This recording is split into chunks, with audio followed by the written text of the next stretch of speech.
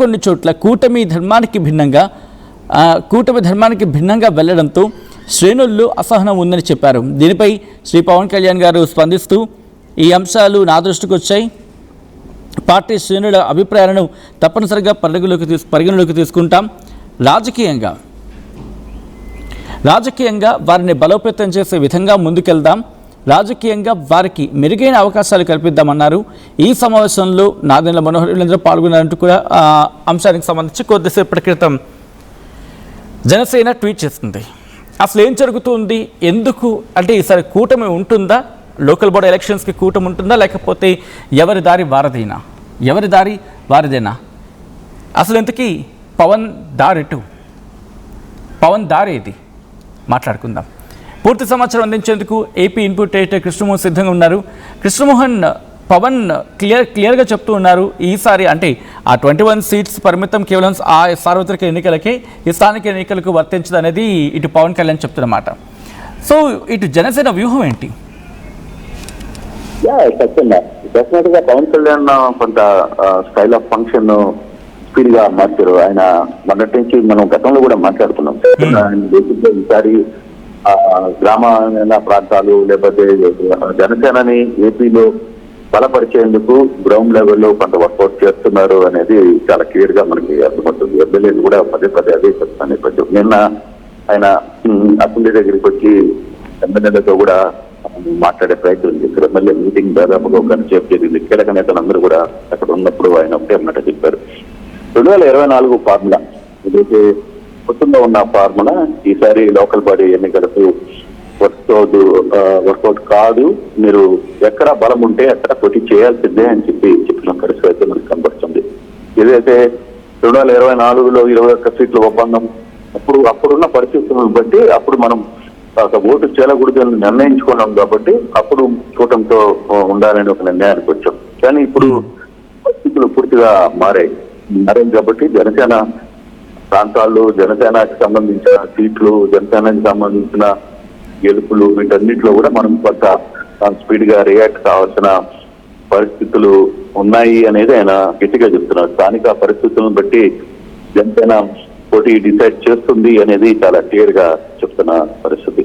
Local గా అంటే ఎవరైతే లోకల్ గా జన సైనికులు, వీర మహిళలు వీళ్ళందరూ ఉన్నారో వాళ్లే మాటకే ఈ ప్రాధాన్యత ఇస్తాం చెబితే మిగతా సంబంధించిన అంశాల్లో ఎక్కడ కూడా దీనికి సంబంధించి ముందుకు వెళ్లేది ఉండదు అనేది చాలా క్లియర్ గా చెప్తున్న నేపథ్యం చాలా స్పష్టంగా కనబడుతుంది.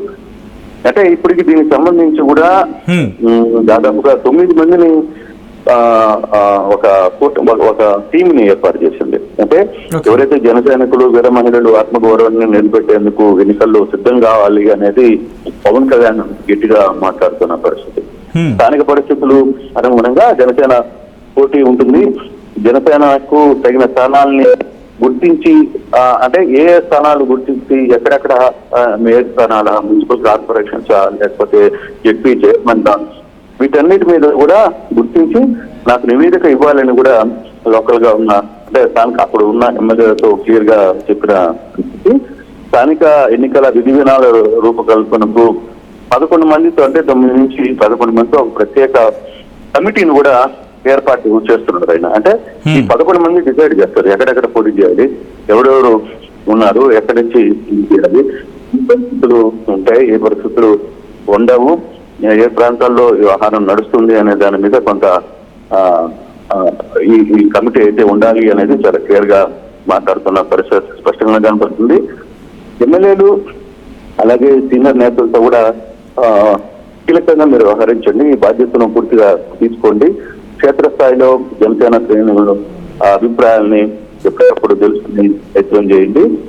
రాబోయే కాలంలో మనం ఆంధ్రప్రదేశ్ లో బలంగా నిలబడాలి, బలంగా ఎదగాలి అనే ఒక ఖచ్చితంగా జనసేన శ్రేణుల ఇక్కడ ఈ చిన్న కాన్ఫ్లిక్ట్ కనిపిస్తూ ఉంటుంది కదా, ఎందుకంటే కూటమిలో ఉన్నారు, ఏది చేస్తున్నా కూటమిగానే చేస్తూ ఉంటారు.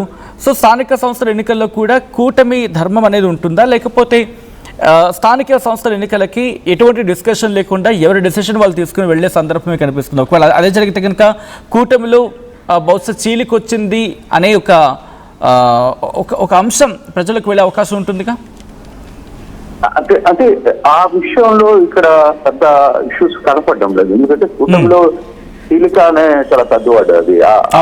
అది అవసరం లేదు అనుకుంటున్నాను. బట్ కానీ ఇప్పుడున్న సందర్భంలో స్థానికంగా ఎక్కడైతే అవకాశాలు మెరుగ్గా ఉన్నాయో అది కూర్చొని మాట్లాడుకుంటారు. లేదు మేము ఇన్ని స్థానాల్లో చేయాలనుకుంటున్నాం, మాకు ఈ ఈక్వేషన్స్ ఉన్నాయి, ఈ ఈక్వేషన్స్ లో మీరు మాకు మద్దతు తెలపాల్సిన అవకాశం ఉంది అని చెప్పుకునే బాధ్యత. కాకపోతే కేవలం ఇప్పుడు దాకా ఏమన్నారు 21 సీట్లకే మాకు పరిమితం చేశారు అని చెప్తున్న పరిస్థితుల్లో కాదు, అట్లా కాదు. మేము బలంగా ఉన్న ప్రాంతాల్లో కూడా ఎక్కడ ఉన్నాం, ఏమేమి ప్లేసులు ఉన్నాయి, మేము ఏ ప్రాంతాల్లో బలమైన పరిస్థితులు ఉన్నాం అనే చెప్పుకునే ప్రయత్నం చేస్తాము అనేది చాలా క్లియర్ గా చెప్తున్నారు. అంటే పొత్తులు ఉంటూనే అది దిశగా బలోపేతం చేయడానికి అవసరమైన ఇంపాక్ట్స్ ఏ విధంగా ఉంటాయి అనేది ఖచ్చితంగా చెప్తున్నారు.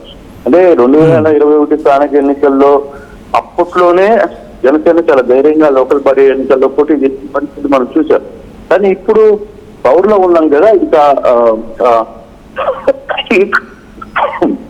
ఈ సమయంలో కూడా మనం జనసేన ఎక్కువ స్థాయి నుంచి ఎక్కువ స్థానాల నుంచి పోటీ చేయకపోతే జన సైనికులకు సంబంధించి చాలా ఇష్యూస్ ఉన్నాయి. బేసిక్ గా గ్రౌండ్ లో టీడీపీకి జనసేనకి మధ్య కొంత గ్యాప్ నడుస్తుంది. జనసేన సైనికులు కావచ్చు, వీర మహిళలు ఒకటే చెప్తున్నారు, మాకు అన్యాయం జరుగుతుంది, మమ్మల్ని పట్టించుకోవట్లేదు. అధికార పార్టీలో ఉన్న నాయకులు కావచ్చు, సెకండ్ గ్రేడ్ లీడర్లు ఎవరిని మమ్మల్ని పట్టించుకునే పరిస్థితులు లేరు అనేది పవన్ కళ్యాణ్ దృష్టికి ఎమ్మెల్యేలు చాలా గట్టిగా చెప్తున్నారు. నిన్న కూడా చాలా అంశాలు పవన్ కళ్యాణ్ దృష్టికి చెప్పారు.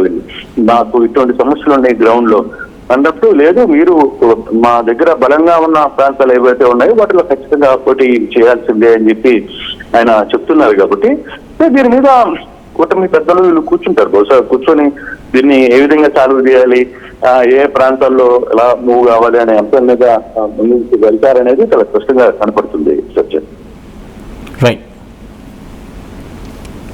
Right Krishnamohan, thanks for the update. మొత్తంగా ఇంట్రెస్టింగ్ డెవలప్మెంట్ ఇది. ఎందుకంటే స్థానిక సంస్థల ఎన్నికల మీద అందరూ ఇప్పుడు ఫోకస్ చేస్తూ ఉన్నారు. కూటమి నేతలు కీన్ ఫోకస్ అంటూ ఉంటాం కదా, సో పూర్తిగా దాని మీద దృష్టి సారించిన సందర్భం. ఎక్కడ బలం ఉంటే అక్కడ జనసేన పోటీ చేస్తుందంటూ పవన్ కళ్యాణ్ చెప్పుకొచ్చారు. 2024 ఫార్ములా లోకల్ ఎన్నికలకు వర్తించదంటూ చెప్పుకొచ్చారు పవన్ కళ్యాణ్. 21 సీట్ల ఒప్పందం సార్వత్రిక ఎన్నికల వరకే అంటూ చెప్పుకొచ్చారు డిప్యూటీ ముఖ్యమంత్రి. స్థానిక పరిస్థితులే జనసేన పోటీని డిసైడ్ చేస్తాయంటున్నారు పవన్ కళ్యాణ్. లోకల్ జన సైనికుల మాటకే ప్రాధాన్యం ఇస్తా అంటున్నారు పవన్. జనసేన నేతలు ఎక్కడ అసంతృప్తిగా ఉన్నా పట్టించుకుంటా, ఎమ్మెల్యేలు జనసేనకు తగిన సీట్లు గుర్తించాలి, లోకల్ ఎన్నికల కోసం ప్రత్యేక కమిటీని నియమిస్తారంటూ చెప్పుకొచ్చారు పవన్ కళ్యాణ్. 9 నుంచి 11 మందితో ఎన్నికల కమిటీ ఉంటుందంటున్నారు ఆయన. ఇక జనసేనకు సరైన వాటా దక్కడమే తన టార్గెట్ అంటూ ఉన్నారు పవన్. 2024 కూటమి గెలుపులో జనసేన కృషి మరవలేమంటూ కార్యకర్తను ఉద్దేశించి చెప్పుకొచ్చారు.